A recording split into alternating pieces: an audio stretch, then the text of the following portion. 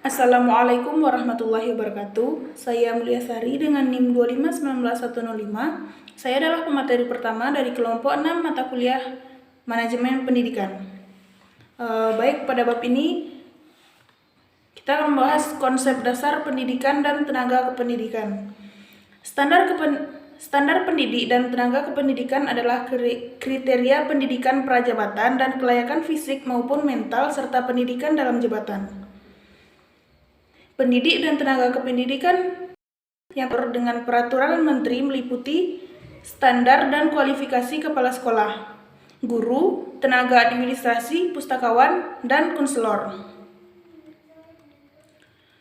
Yang pertama, standar kompetensi kepala sekolah.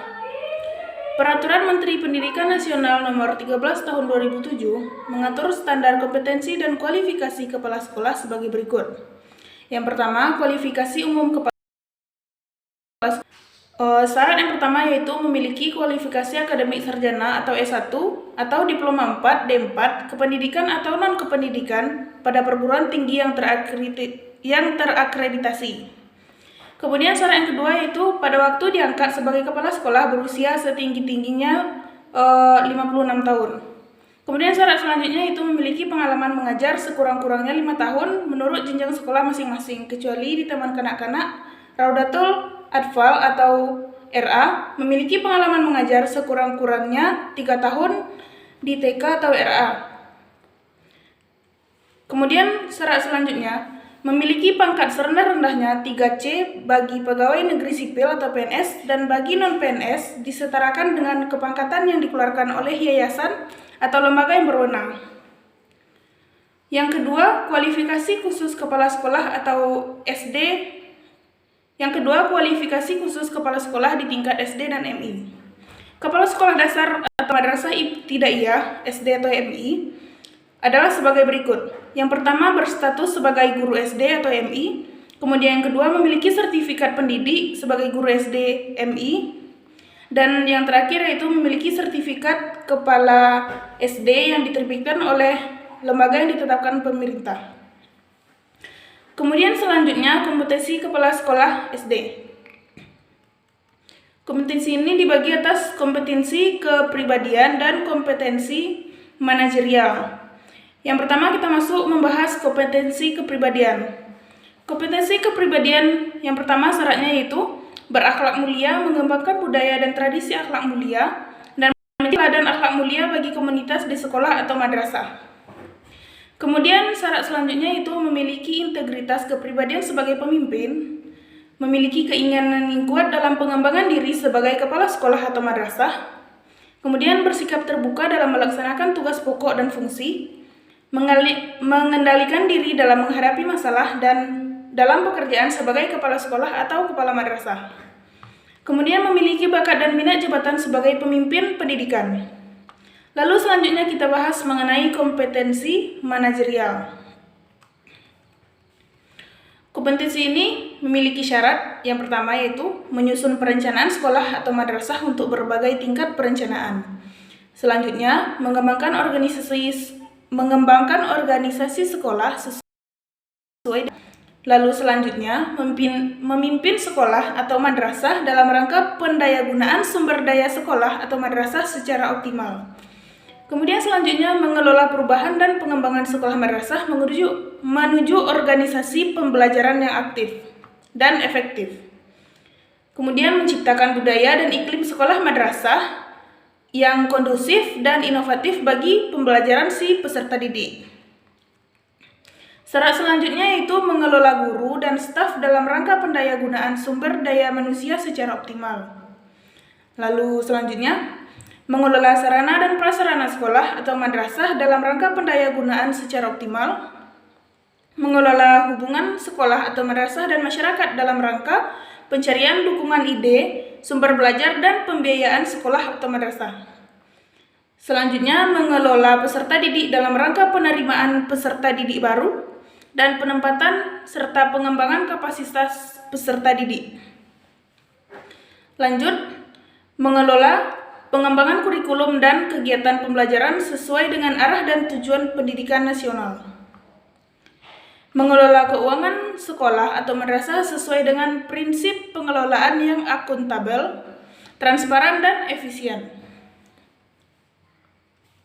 Selanjutnya, mengelola ketatausahaan sekolah atau madrasah dalam mendukung pencapaian atau tujuan sekolah.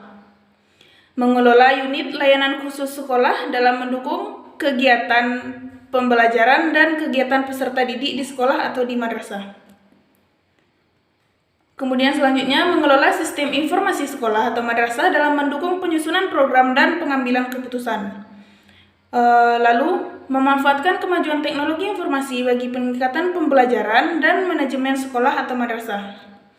Melakukan monitoring, evaluasi, dan pelaporan pelaksanaan program kegiatan sekolah madrasah dengan prosedur yang tepat serta merencanakan tindak selanjutnya. Mohon maaf, kemudian di sini ternyata masih ada beberapa syarat lagi.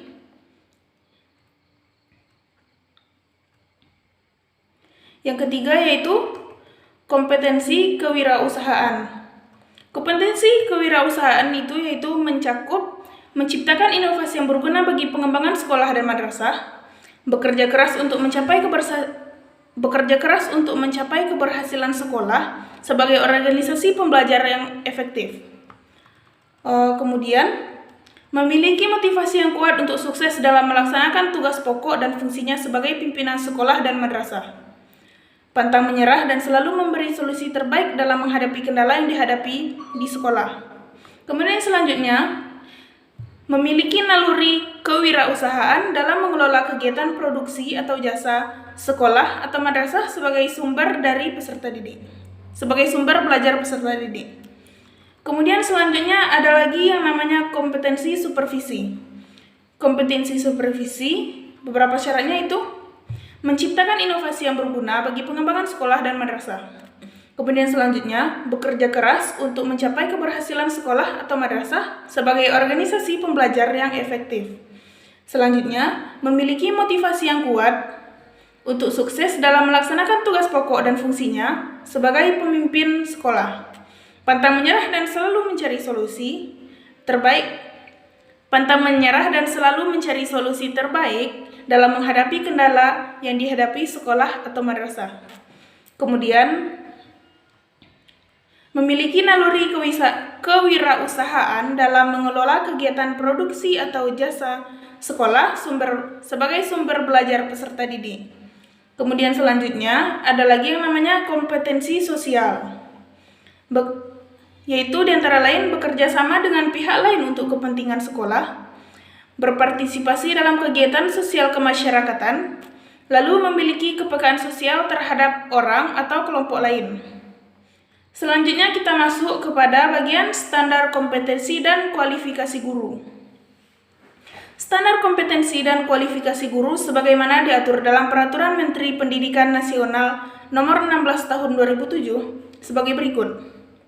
Yang pertama, kualifikasi guru SD. Guru pada SD atau bentuk lain yang sederajat harus memiliki kualifikasi akademik minimum diploma 4 atau sarjana S1 dalam bidang pendidikan SD, MI, D4 atau S1, PGSD atau PGMI. Atau psikologi yang diperoleh dari program studi yang terakreditasi. Kemudian selanjutnya kita masuk kepada kompetensi guru. Kompetensi guru yaitu yang pertama ada kompetensi pedagogik, kemudian kompetensi kepribadian, kompetensi sosial, dan kompetensi profesional. Selanjutnya ada lagi standar kompetensi dan kualifikasi tenaga administrasi dan kepustakaan. Kompetensi dan kualifikasi tenaga administrasi telah diatur dengan Peraturan Menteri Pendidikan Nasional Nomor 24 Tahun 2008. Sedangkan standar kompetensi dan kualifikasi tenaga kepustakaan dengan Peraturan Menteri Pendidikan Nasional Nomor 25 Tahun 2008. Selanjutnya kita masuk ke standar kualifikasi dan kompetensi tenaga layanan khusus antara lain laboratorium, penjaga sekolah, tukang kebun, tenaga keamanan, pengemudi, dan pesuruh. Standar kompetensi dan kualifikasi tenaga ini disesuaikan dengan aturan yang berlaku dan dilakukan pembinaan profesional. Selanjutnya, kepemimpinan dalam manajemen berbasis sekolah adalah kepemimpinan transformasional dalam rangka mencapai tujuan sekolah. Kepemimpinan ini memiliki 3 komponen, yaitu yang pertama, memiliki karisma di dalamnya termuat perasaan cinta antara kepala sekolah dan staf secara timbal balik sehingga memberikan rasa aman, percaya diri, dan saling percaya dalam bekerja. Kemudian selanjutnya, memiliki kepekaan individual yang memberikan perhatian setiap staf berdasarkan minat dan kemampuan staf untuk pengembangan profesionalnya. Selanjutnya, kualifikasinya yaitu memiliki kemampuan dalam memberikan simulasi intelektual kepada memberikan dan mampu mempengaruhi staf untuk berpikir, mengembangkan, dan mencari berbagai alternatif baru. Lalu, selanjutnya, upaya dalam mewujudkan manajemen pendidik dan tenaga kependidikan dapat dilakukan dengan cara yang pertama, pendelegasian organisasi, manajemen, dan tata kelola sekolah. Kemudian, memberdayakan orang yang paling dekat dengan siswa di kelas, seperti contohnya guru, orang tua, atau kepala sekolah. Selanjutnya, menciptakan peran dan tanggung jawab bagi yang terlibat di sekolah. Kemudian yang terakhir, memberikan reward dan punishment secara proporsional. Sekian, terima kasih materi dari saya. Assalamualaikum warahmatullahi wabarakatuh. Waalaikumsalam.